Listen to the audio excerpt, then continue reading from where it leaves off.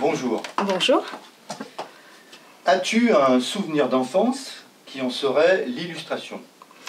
Alors, durant mon enfance, j'ai déjà eu l'impression à la base d'être née avec un appareil photo dans la main, parce que durant toutes mes années de primaire, j'étais toujours avec mon appareil photo. C'est un petit peu comme à l'heure actuelle les portables. Je ne quittais pas la maison sans mon appareil photo. Et bon, j'ai vraiment des souvenirs d'école qui m'ont marqué à ce niveau-là. J'avais toujours effectivement mon appareil photo dans mon cartable les matins. Je partais comme ça en cours. Et je me souviens, j'ai une petite anecdote comme ça qui me revient. Bien évidemment, l'instituteur qui habitait dans l'école, donc à l'étage, avait un chien. Et ce chien, il était assez coquin et bon, il se baladait toujours dans l'école, il allait dans les couloirs. Et à chaque fois, il chopait en route une pantoufle d'un élève. Et j'étais souvent chargée d'aller retrouver cette fameuse pantoufle. Donc je prenais mon appareil photo, j'avais l'impression de mener une investigation, donc c'était assez rigolo. Et puis effectivement, les premiers temps, c'était compliqué à trouver. Et puis après, effectivement, il la posait toujours à peu près au même endroit. Donc je la voyais toujours dans le jardin, un petit bout de pantoufle qui dépassait comme ça de terre.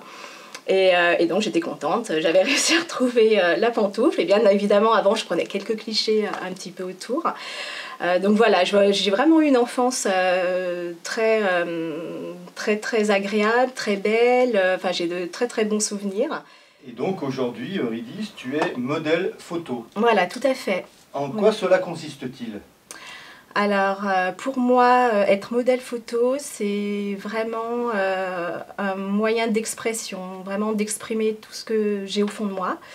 Parce qu'effectivement, bon, j'ai beaucoup de timidité et le fait de rentrer dans ce milieu artistique, ça me permet à moi de m'exprimer, de laisser, on va dire, ressortir les différentes facettes qu'on a tous en chacun de nous.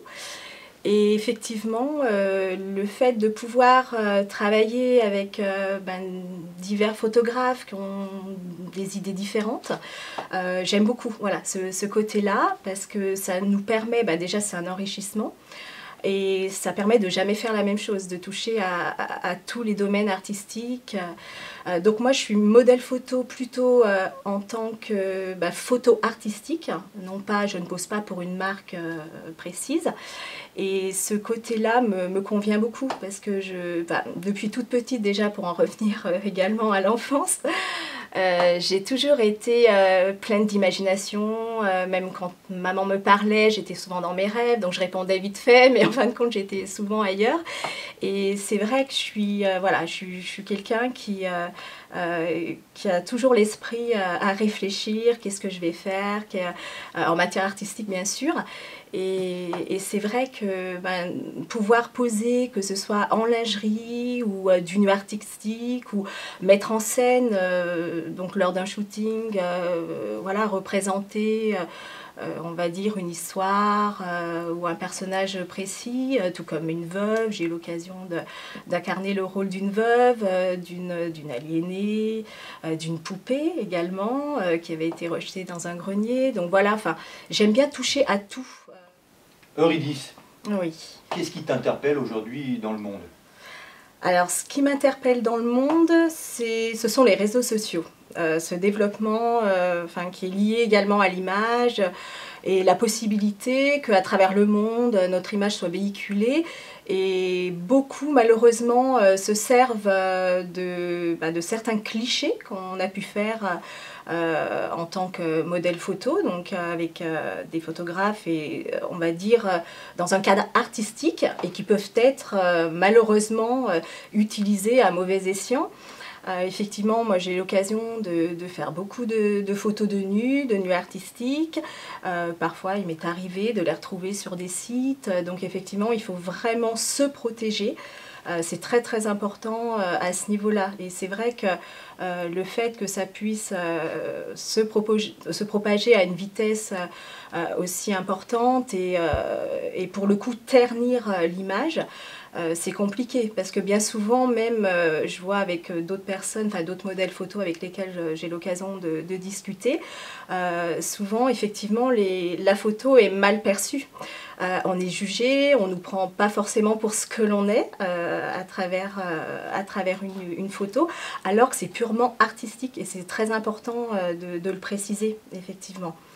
Et voilà, donc je continue à me dire et à mettre en garde aussi les jeunes qui débutent de bien se protéger au travers d'un book déjà, parce que moi je ne l'ai pas assez fait et effectivement j'en ai subi les conséquences derrière.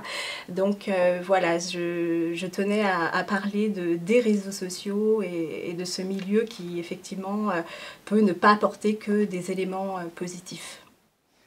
C'est maintenant le moment de ta carte blanche. Oui. Et nous t'écoutons. Alors ma carte blanche, c'est une fille d'une pureté incroyable qui se prénomme Justine et avec laquelle j'ai eu l'occasion de faire de très très beaux clichés. Donc c'est une fille un peu spéciale qui m'a vraiment touchée de par son regard. Elle a un regard qui vous transperce. C'est une enfant qui va bientôt avoir 5 ans et qui est atteinte de la mucoviscidose. Et ça m'a fait du bien de pouvoir lui accorder un week-end de rêve, de magie. Et c'est super, enfin, ça fait du bien à l'intérieur de pouvoir, comme ça, grâce à son métier, de transmettre également beaucoup de chaleur, d'émotion à une petite fille qui le mérite et qui est pleine de vie, qui vous apporte également beaucoup par sa façon d'être. Et j'ai eu l'occasion donc de demander à pas mal de photographes d'être présents avec d'autres modèles des enfants, notamment les miens. Donc je suis fière qu'ils aient participé à ce moment. Et je pense que Justine en a vraiment de très bons souvenirs, donc elle m'a laissé pas mal de messages après. Et ça fait du bien, voilà, de pouvoir donner autant et grâce à la photo. Et Justine, voilà, c'est une perle. Pour moi, c'est une petite princesse. Et elle sera toujours dans mon cœur, enfin tout le temps, tout le temps, tout le temps. Parce qu'elle apporte que de la vie, malgré les soins intensifs au quotidien. C'est pas toujours facile. Elle va souvent à l'hôpital. Les matins, c'est des soins tout le temps et en permanence.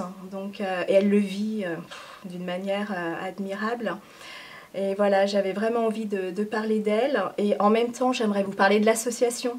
C'est l'association Juste y croire. Donc, si vous voulez voilà, contribuer à aider la lutte contre la mucoviscidose, voilà, je vous y invite.